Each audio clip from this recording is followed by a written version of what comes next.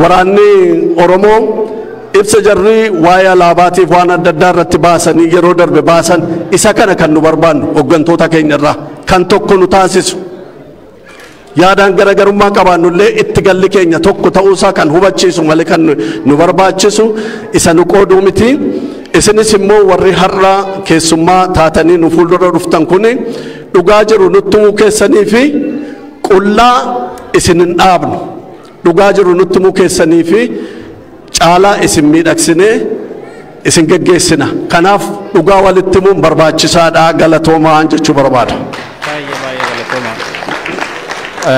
Igami gaafinam gaafii gara deebiitti deema. Ali apa sebenarnya kesumuni kejugaan juga begitu. Aku secara mana butuh pelajaran yang tidak terjadi film. Gapi itu, gapi gapi apa? Lo gapi semua gapi tidak. Apa sih ini tidak? Lo ada sisi ini. Kalau tuan kasih tidak. Istilah berbeda. Ini program sendiri. Aku sih lupa sebenarnya soal lebaran itu kami sos awal ini kamu kami dapat berjalan di sini semua begini dari situ aku sih lupa dari aku juga begini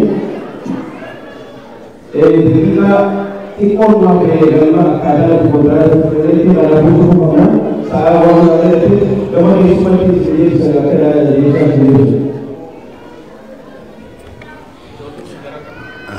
Aye,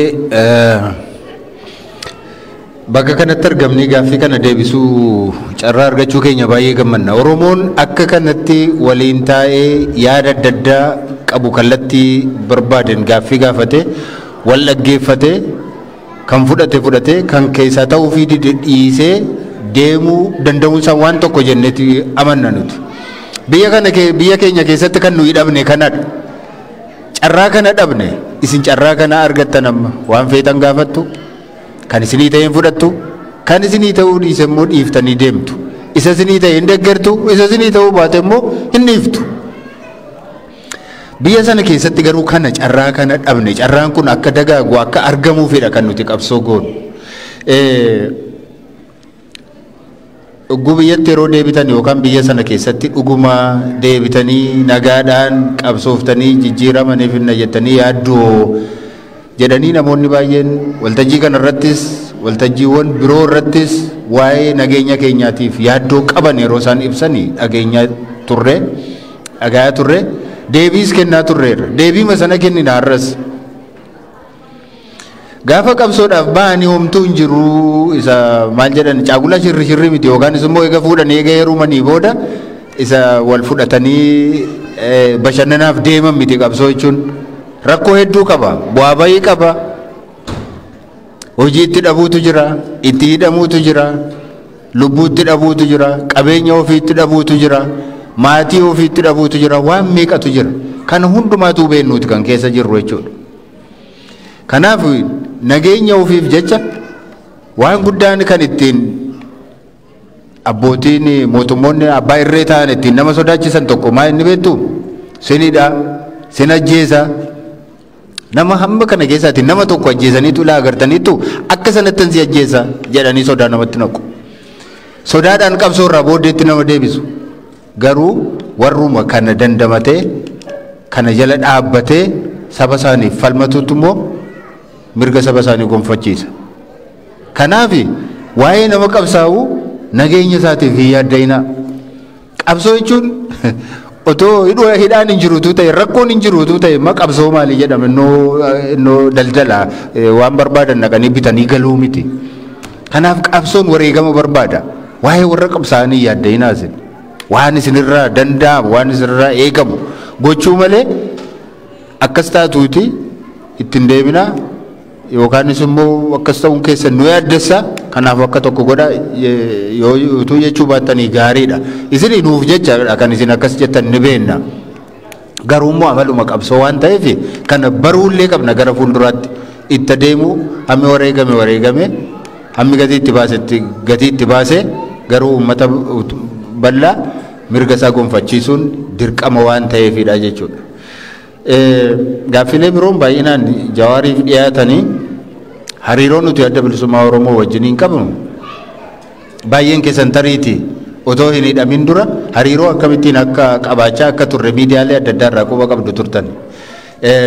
Kana jechuun isaas hariiroo hin qabnu jechuutu hin taane eegasiiti egaa hundumti keenya yoo hin hidhamne yeroo sana garuu filannootti illee hin dhiyaanne yoo ta'e akkamittiin akka dhiyaannu illee jechuudha.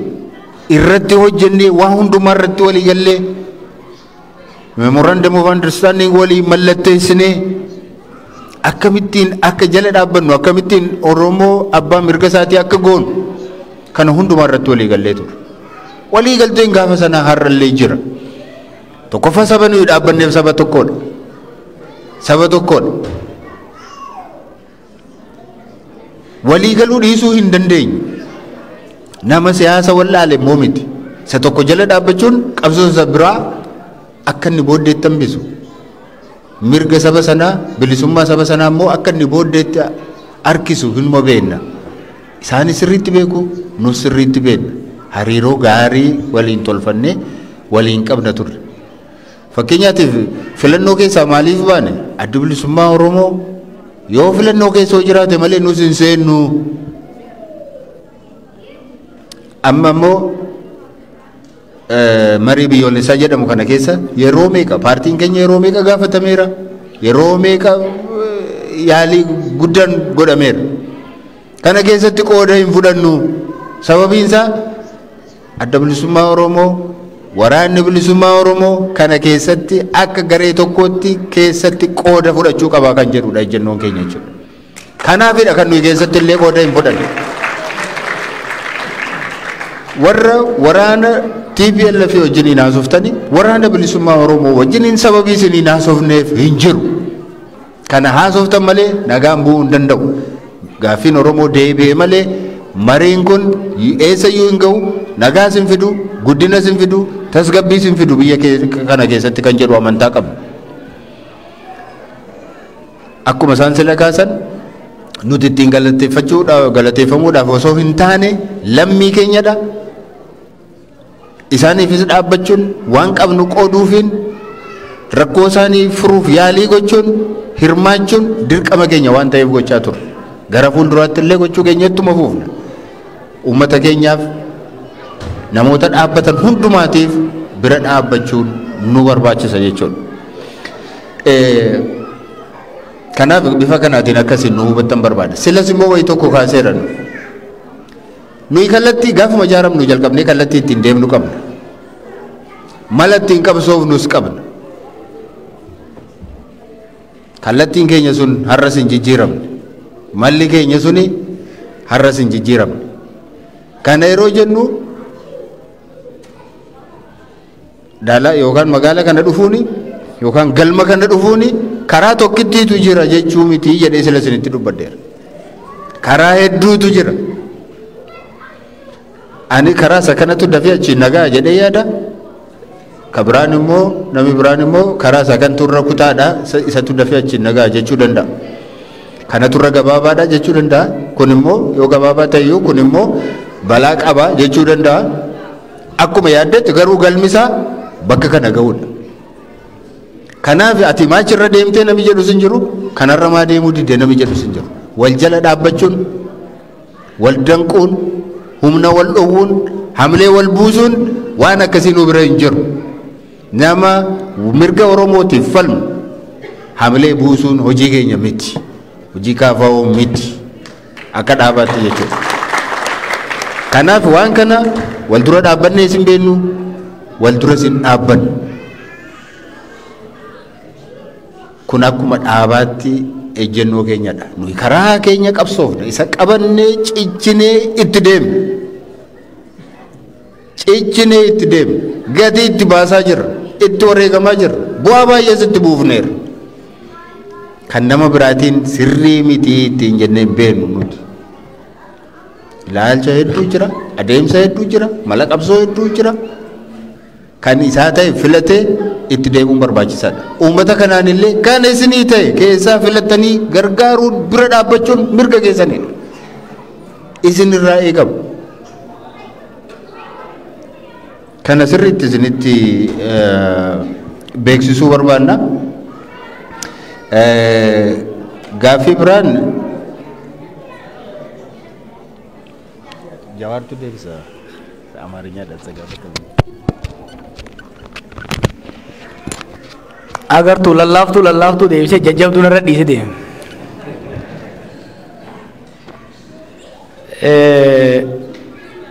Ulfaadha nullee ka barbaanee dhufne mari'achuufi. Akkuma Oromoon jettu mari'atanii malee maraatanii bakka tokko hin ga'anii. Osoo mariin ka jiraatu taate rakkoon amma sodaachisaan kun biyya sanitti uumamu. Nu akka kaafaa'utti mariitti amanna. Mariitu bakka nama gayaa jenna. Marii hoggaa jennu yaada keenya namatti feene biraa deemuu osoo hin ta'in yaada keenya hin dhiyeessina. Gaafiif yaada namoota biraas hin fudhanna. Kanuu ta'u keessaa fudhanna isinis kan isinii ta'uun fudhattan jechuu akkuma Baqqalaan jetti. Gaafiin dhimma walabummaatiin wal qabatee dhufe gaafuma qabsoon tun eegalturraa ka'e wanni kun 60mootumarraa 70mootarraa ka'e. Fakkeenya warri Finfinnee tures warri Adan tures booda Somaaliyaattis Jibuutittis gaafiin kun ka'aa ture. Gaafiin Oromoodhaaf kan baasu haqa isaa kan galfachuu danda'u biyya walabaa Oromiyaa jedhamtu yoo jaarrate immoo biyyuma Itoophiyaa san keessatti walqixxummaa sabaaf sablammoota yoo fide ka jedhu it is as old as the struggle itself. Karaa lachuu irrattuu warri wareegame gootota Oromooti. Karaa lachuu irrattuu kan wareegame dhugaa Oromootiif. Garri lachuu kamtu Oromoo fayyadaafi malee karaa kana qabadheen Oromoo miidhafi miti. Yaani doongoraa mooraa qabsoo keessa jiru garee tokko gootomsanii garee kaan xiqqeessuun sirrii miti. Namni karuma kamirrattuu saba kanaaf wareegame sirrii ture wareegamaa keenya goota keenya akkasitti ilaala. Akka kaafaa'utti nuti paartiidha. Akka paartiititti Oromoodhaaf kan baasu dantaa Oromoo yeroo gabaabaaf yeroo dheeraatti eegsisuu kan danda'u Oromoodhaaf nagaa waaraa kan fiduu danda'u misooma waaraa fiduu kan danda'u sirna federaalawaa dimokiraatawaa ta'e kan Oromoon Oromiyaa irratti ittiin of bulchu kan Sidaamni Sidaama irratti ittiin of bulchu akka Itoophiyaatti immoo sabaaf sablammoonni kun marii isaaniitiin waliigaltee isaaniitiin seera hariiroo tumatanii wal kabajanii qabeenyaa fi aangoo akkaataa gumaata isaaniitiin qooddatanii kan bulan Itoophiyaa haaraa ijaaruutu sirriidha jedhee amana kaafaa'uun. Hamma nani beekutti dhaabbileen Oromoo yeroo ammaa jiranis akka keenyatti jala muruu yoo baatan illee yoo kan danda'amu taate sabaaf sablammoota wajjin kan jedhu ni fudhatu. Gaafiin immoo uummataaf jedhu nuti akka kaafaa'utti uummata Oromootiif kan ta'u kan fayyadu sirna federaalawaa dimokiraatawaa Itoophiyaa keessatti dhaabne sabaaf sablammoota wajjin wal dandeenyee jiraachuudha jennee tamanna. Kana jechuun warri walabummaatti amanu haa baduu miti. Kana jechuun warra walabummaatti amanu dhiisaati warri yuunitarii Itoophiyaa jaarra jedhu saabatu hin jennu. Yaada isaa adeeffatu humnaan garuu itti fe'uun hin ta'udha. Humnaan itti fe'uun hin ta'udha kan itti jennu jechuudha. Lolli Oromiyaa keessa jidduutti godhamu kan Oromoo jidduuti. Sadarkaa hoggansatti hoggansi biyya san hogganaa jiru kanuma isinummaan harka wal dhooftanii ol baaftanii bar. Of sobuun wal sobuun hin barbaachisu. Waggaa 2018tti gaafa mormu san afaan na qabdanii ni hinaaftee ni bololte jettanii warra ol baaftan ilmuma keessan isinirraa dhalateedha. Hoggansi gama lachuu waraana Oromiyaa keessatti godhamu gara tokkoon marra tokkoon gara kaaniin Abiyyitu hoggana. And they are both Oromos. Traajedii salphina kana dhoksuu hin danda'amu isin hin dhoksu. Salphina Oromoo keessatti gadeemaa jiru salphina. Sadarkaa hoggansatti Oromoodha. Gadi bu'aa. Lola kana keessatti humna sadiitu hirmaata mootummaarra. Milishaa ganda, poolisii Oromiyaa fi humna federaalaati. Milishaan gandaatii fi poolisiin Oromiyaa dhumaa jiru, nama fixaa jiru Oromoodha. Nu bar keessa jiraanna. Painful ijoolleen nuti hoggannee qabsoo keessa turte gara lamatti baateet wal fixaa jirti. Shawaa lixaa keessa hodhayte, Shawaa kaabaa keessa hodhayte, Wallaga keessa hodhayte, Gujii keessa hodhayte. Kan dhumaa jiru harki 90-95 ilmaan keessan obbolaa keessani. This is fact. Kuni salphina qaanyiidha. Sabab sablammiin biyya sanii gaafa Oromoon sirna duraasan jijjiiree aangootti dhufu faayinalii haara galfanna, faayinalii walqixxummaa arganna jee abdataa ture. Nuyi garuu biyyaaf sabaaf sablammoota biyya saniitiif nagaa buusuu dadhabneet wal jidduutu nagaa buusuu dadhabne. I can theorize. Theorii keessa dhaqee sirna mootummaa Itoophiyaati akkas akka warra kaanii odeessuu dandeenya. It's not true. It's not true. Warruma nuti harka dhoofnee fi ol baafnedha. Kan dhumaa jiru, kan wal fixaa jiru.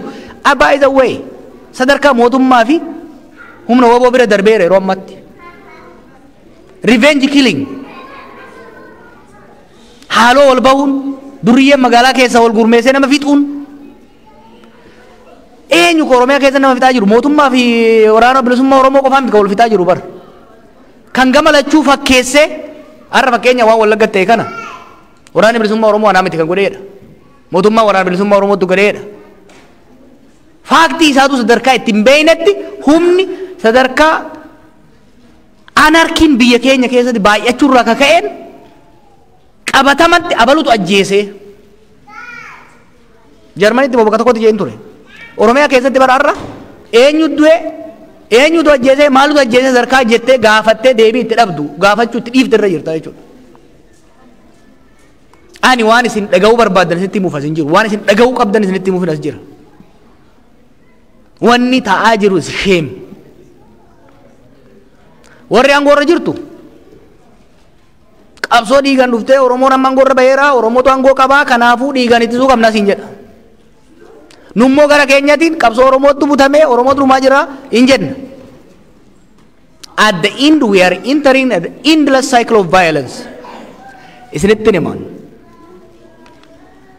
Keessattuu sheerii guddaa kan qabu mootummaadha. Itti hoggansa biyyaa kan harkaa qabu mootummaadha. Lola dhaabuu qaba. Lolli kun dhaabachuu baannaan Siiriyaa taati Itoophiyaan. Worse than Syria. Ani dubbachuullee hin barbaanne ture. Kan inni amma dura dubbadhee fuunan gaabba. Waan hin biyya sanitti farri seenatti fakkaata. Garuu erga dubbadhu jettanii nan dubbadha. Civil war zabana kana waraansi biyya zabana kana kan injifatu wal injifatan osoo hin taane ka addaan ciccitaa. Mootummaan kun hubatuu qaba. Har'a kan kadhataa jirru humnoota hidhatan 3-4 wajjin gattaa itti mari'adhuudha. Lolli kun itti fufnaan waggaa 4-5 booda ka har'a 4 turan kun 40 ta'uu danda'u biyya san keessatti. We will reach a level where negotiation becomes impossible. Syriaatti, Yemenitti, Liibiyaatti har'a eenyu lola, eenyu araarama sadarkaan danda'amne irra geenya. Sababa isaa bal'inaan amma dura ibseera. Kanaaf kana hoggaan jedhu political correctness hin barbaachisu wanna biratti. Kanarraa hin deemaa jechuudha. Wareegamuudhaan kaaftanii akka nuunaatan akka abdii nurraa qabdan ni beeyna. Namni boru ministeera ta'uu barbaadu qabsaa ta'uu hin danda'u. Namni boru pirezidantiin ta'a, piraayim ministeeran ta'a jedhu har'a qabsaa ta'uu hin danda'u. Lamaan si wajjin hin deemtu. Gaafa yuunivarsiitii ture ijoollee faranjii tanatti ture wajjin baran. Kan boru seenataarraa pirezidantii ta'uu barbaadan. Ganamarraa kaasanii subii ka'anii rifeensa isaanii sirreeffatu. Nuyi kaalsii gosa adda addaatiin qumxaa gosa adda addaatiin dhayina isaan suufa gadi godhanii kilaasii dhufu. Kilaasii hoggaa seenan jecha takka lakkaa'anii haasa'u. Isaan seenatara ta'uu barbaadu. Biyya gaarii jiru kam immoo seenatara ta'ee jira warra wajjin barate. Qabsaa ta'uu garuu hin danda'an. Qabsaa ta'uudhaaf maaliifi shamiisni sun xuraa'uu qaba. Kanaaf namni an Oromoof hin qabsaa jedhu boru ministeeran ta'a jedhee itti seenan hin geessu. Tokko kan miidhe kana ministeeran ta'aa pirezidantiin ta'aa sadarkaa Oromoon ministeera itti filatu sirna Oromoon ministeera isaa ittiin filatu nan dhaaban tokko kun immoo qabsoo gaafata lakki anumatu ta'a jennaan namni boru ministeera ta'uu kan barbaadu arra du'uun barbaadu namni boru ministeera yookiin immoo pirezidantii ta'uu barbaadu arra maqaan isaa baduun barbaadu arra waan ummanni jaalatu qofa itti himuu barbaada risk minimizing becomes the game riskii fudhatan malee immoo riskiin hin jirtu nuti kan qabsoofnu ministeera ta'uuf miti kan qabsoofnu pirezidantii ta'uuf miti kun kan qabsoofnu sirna Oromoon pirezidantii isaa ittiin filatu sirna Oromoon ministeera isaa ittiin filatu jaaruudhaafi